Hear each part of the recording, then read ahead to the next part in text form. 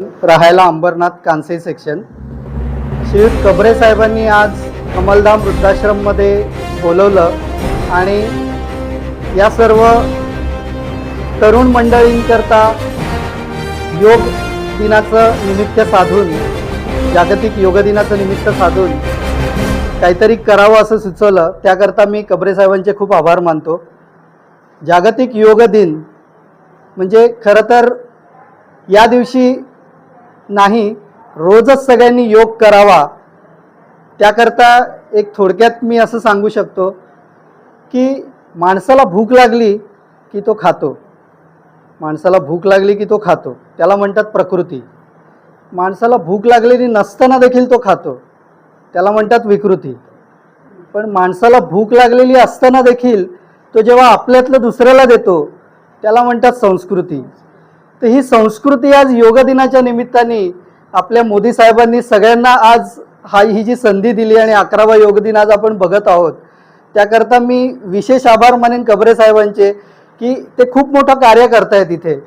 या वृद्धाश्रमातल्या सगळ्या स्टाफचं सुद्धा मी अभिनंदन करतो. ही खूप मोठी सेवा आहे आणि त्या सेवेमध्ये त्यांनी आज आम्हाला सहभागी करून घेतलं, याकरता मी त्यांचा शतशः ऋणी राहील. मधुकर पांडुरंग मिशाळ. काय आजचा तुम्ही जो योगचा इथे प्रशिक्षण देण्यात आलं, तुमचा अनुभव काय आणि काय भावना व्यक्त करायची वाटते? माझा अनुभव म्हणजे मी पतंजली रामदेव बाबा यांचा मी कार्यक्रम नेहमी मी टी व्हीवर पाहतो. झी युवावर सकाळी 5 वाजता कार्यक्रम हा होता आणि तो टी व्हीवर मी पाहत असतो आणि बघतही असतो. बघून झाल्यानंतर मी स्वतःही प्राणायाम, कपालभाती, प्राणायाम वगैरे हे सर्व करतो. अर्धा 1 तास करतो. मला स्वतःमध्ये माझे आयुष्य हे संपूर्ण माझे हॉस्पिटलमध्ये गेलेले, पण आता ह्या वृद्धाश्रमामध्ये येण्याचं भाग्याला मला लागलं. म्हणजे मी हॉस्पिटलला कंटाळून आहे म्हणून मी वृद्धाश्रमामध्ये आलो आहे.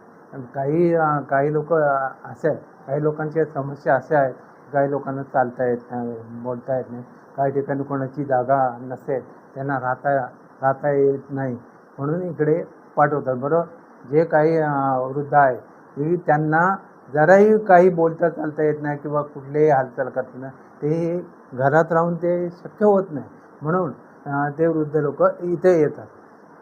तर आता मी कबरे साहेबांना एवढं मी हे म्हणतो की त्यांच्या मनापासून आभार मानतो की कबरे साहेबांनी हा योगदान देण्याचे डॉक्टर छाया मॅडमला बोलवले. पर आपले यांचं नाव विसरलं मी, हां, त्यांना हे आगमन केलं. त्यांनी थोडं आम्हाला 4 शब्द बोलले, त्याबद्दल त्यांचं मनापासून आभार करतो. आणि ह्या सर्व आलेल्या पाहुण्यांना हे आपल्या कमलधामच्या वतीनं स्वागत करून मनापासून आभार मानतो. सगळ्यांच्या वतीने सर्व वृद्धांच्या वतीने.